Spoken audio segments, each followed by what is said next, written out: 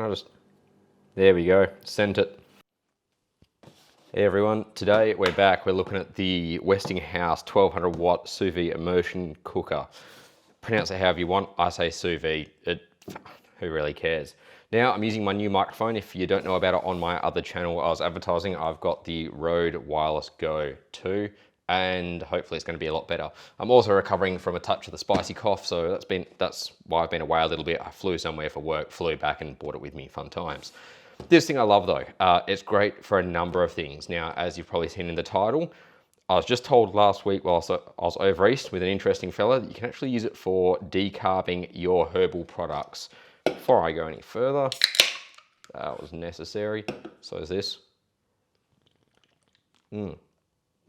So if you're making, maybe some butters or something like that, you can decarb it with this because you're setting a very precise temperature, and that can be important for a lot of things. It can also be important for steaks and for eggs. Eggs very much so, because you want to cook them perfectly. But got this from Retrovision probably 2 years ago. Mostly use it for steak.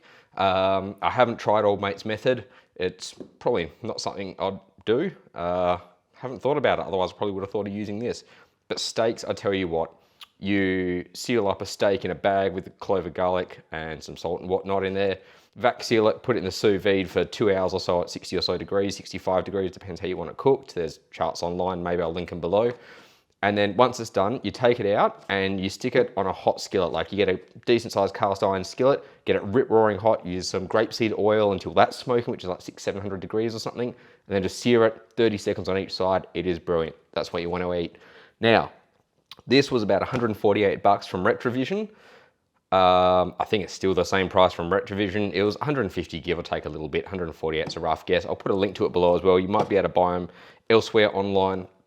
The one thing I don't like about this is I feel it's loud, but I've not actually tried any others. If you've got suggestions, or if you don't think it's loud, let me know. We'll see how this microphone up here goes picking it up. Pardon me, but worst case, I do have the audio from the camera too, which is doing autofocus a bit better than normal. So the main thing is, it says it's 1200 watts. It shows you here, LED display, auto light timer. It's got an easy release clamp, and that thing is actually really good.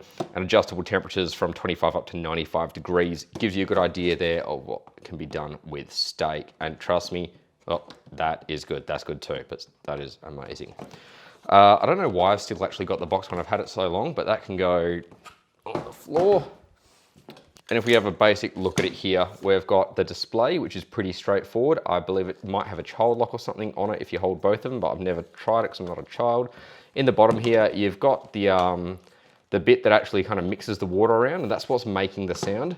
Now, as I said, this is great for eggs, but you can't crack the egg into it like you might to poach. You could if you're really careful, but this does circulate a bit of water.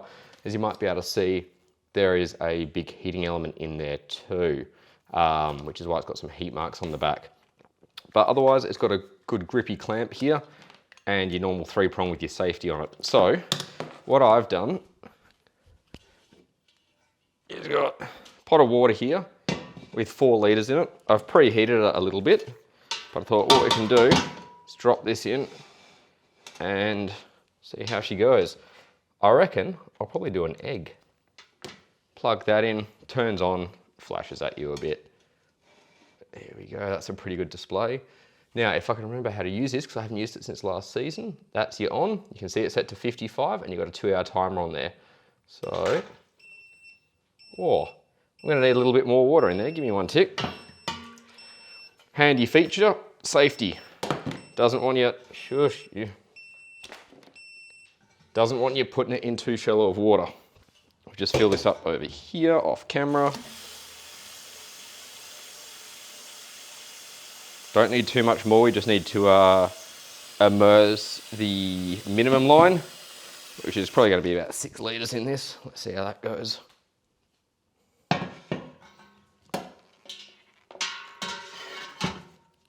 Yeah, that's just touching the minimum line, which you should be able to see there. Try this again. So, turn it on. It's flashing, you got the current temperature, and the set temperature and the timer. So I believe we can pick what we want to set with this, and that's all fine, but I'm actually going to set this to 75. Because if you cook eggs 75 degrees for 13 minutes, they're pretty much like shell poached. You'll see what I mean. So let's put this up to temp, 75 degrees. And let's actually set the timer. So let's go. Now, the timer shouldn't start until it's at temperature. So let's see how that goes. Nope, it still wants some more water. All right.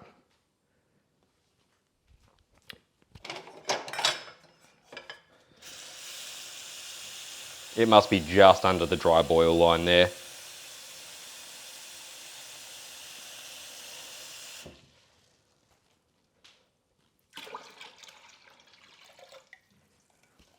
That's for sure above the min line. There we go. So you can see what I mean, maybe. I'm not sure if you agree or not. Chugs away, there's a bit of sound there. Maybe that's not normal. I just don't know. But it's always worked and I never bothered taking it back. As you can see, it's heating the water up pretty quickly too. Now this is advertised as 1200 watts. I've got this plugged into the TP-Link Casa running on this random smashed up pixel that I put a new screen on. And you can see it's drawing 1329 watts. So it's actually drawing a bit more power than advertised. I'm not going to complain about that. It's well below the 2500 that you want to worry about on an Australian socket. So I'm going to let this get up to temperature.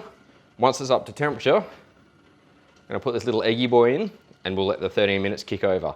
After that, we'll crack it open and see what it looks like. Catch you soon, folks.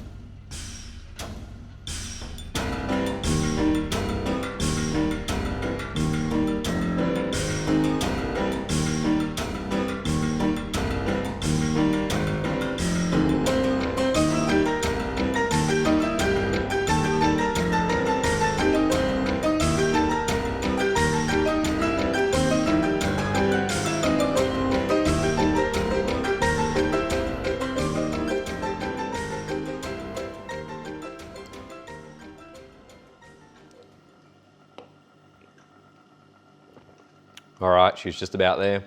Should give me a beep or something like that from what I recall. And then we dunk them. And we wait another 13 agonizing minutes. How long's that been now? That's actually, yeah, it's been about 13 minutes. So look, it's a sous vide cooker. It's not meant to be fast. It's meant to be accurate and it's meant to be for very precise use cases.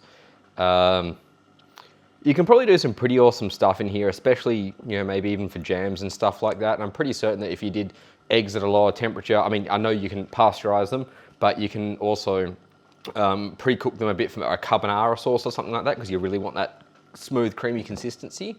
I'm very picky with my food for obvious reasons, but with this, I'm going to use safety this time. I'm going to use my slotted thingadoodle because 75 is actually bloody hot. Like a hot shower is around the 40s. 60, I stuck my finger in making eggs in because I'm a special. There's the beep. All right, in goes one egg. In goes the other egg. Yeah, what was I doing? I was scrambling my eggs in a milk frothy. You might have seen that. And stuck my finger in the bottom. Turns out, bloody hot. Oh, pardon me. Anyway, let's come back in another 13 minutes so you can not see these eggs doing much.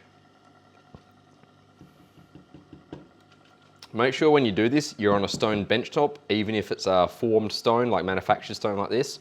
You don't want to be doing it on anything plastic because some plastics deform at quite a low temperature. Even if it's not its melting point, it might just sink. You do not want that. As I said as well, you don't want eggs cracked in there. Ideally, you can see it's got a fair bit of mixing motion going on. So check your eggs for fractures first, just in case, especially if you're going to lower them in a little bit haphazardly. Ignore any rust spots in the pot because you didn't wash it properly, and then slowly wait for 12 more minutes. Catch you shortly, folks.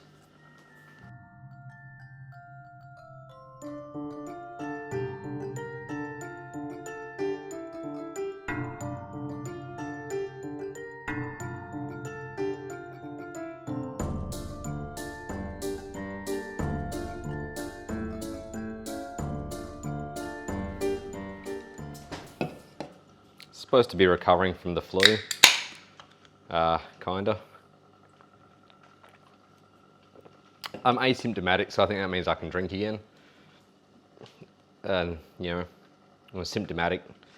Pretty certain I can still drink. Shouldn't, but can. I succeeded. All right. Let's get these bad boys straight out and into some ice water. With eggs, I found ice water. Ooh, one of them, I mentioned the cracking because I saw bubbles. But in my experience, ice water, you want to cool it really quickly because you don't want to cook it anymore, but it helps it shrink away from the shell just a little bit too. Now, I'm glad I put 2 in. So I was sharpening my knife for a good reason. For now, that's the sous vide. You see what it's done. You've seen it end to end. Great for, pardon me, great for lots of things. Cooking steaks, pasteurizing or partially cooking eggs, anything up to about 95 degrees, which is pretty bloody good. I think it does 25 up to 95 degrees for up to a whole pile of hours. It's got a whole bunch of safety features built in. You can decarb your herbal goods when you're making a variety of other things. It's a bit warm. And it's only 150 bucks. There we go, that's out of the way. Now, I'm going to give these another tick to cool down, then we're going to open them up and see what they look like.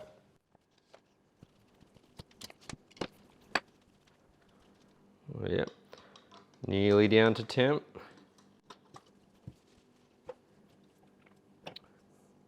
So, the first one I'm curious about here, its shell is just starting to come off. So, oh yeah, let's almost pour that out.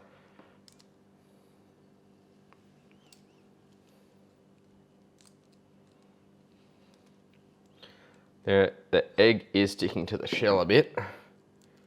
Not what I was after, but I just bought these eggs, so it's kind of bound to happen. That is essentially a poached egg though. Can I just, there we go, sent it. Now if you grab a spoon, there is actually a bit more egg in here. I quite like this bit of the egg, the extra soft white, and the shell's all but done. You can get it out of those bits, but I'm not going to bother. This will just all go straight into, into the compost. Now that is an excellently poached in-shell egg. There is, I know that's not actually an egg holder, but I mean, fit form. Let's get this egg off my fingers.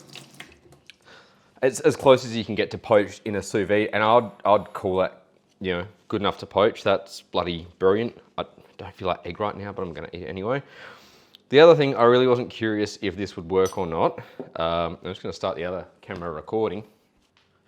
All right, that took a hot minute, literally, because the other phone said it overheated, but I was curious if you can just samurai the end off an egg. Now, this might go really badly, but it might work really well. Let's see. Oh, look at that. Nothing but net, and I just almost touched the yolk. I'm actually very happy with that, and into the bowl she goes. With that little bit too. Well, that's the end of it from me, folks. That is how you sous vide an egg. It gives you an idea of how you decarb some other goods too, and an introduction on how you can even do steaks in there. Now, one thing I have seen someone else on YouTube do is if you crack your eggs cleanly and you've cooked it a little bit lower, like 45 degrees or so, pasteurize it and make a carbonara sauce, put it back in and put some seasonings on top, but you've got to not mess your egg up that much. So that's it from me. As I said, I love this thing. It's never died, it's never failed. It is worth spending 150 bucks on if you enjoy food, especially doing restaurant quality food at home. If you have any questions, if you want to see if something else can be sous vide cooked, let me know. I'm always toss-potting around in the kitchen with these sorts of things. Otherwise, feel free. I'd actually really appreciate it if you'd like it. Subscribe, leave a comment, hit the dingleberry. All the things the YouTube algorithm, I can't talk, wants you to do. Until then, there is some interestingly cooked eggs, and I love you guys. Catch you next time around. Maybe one day you'll make me some money. Who knows?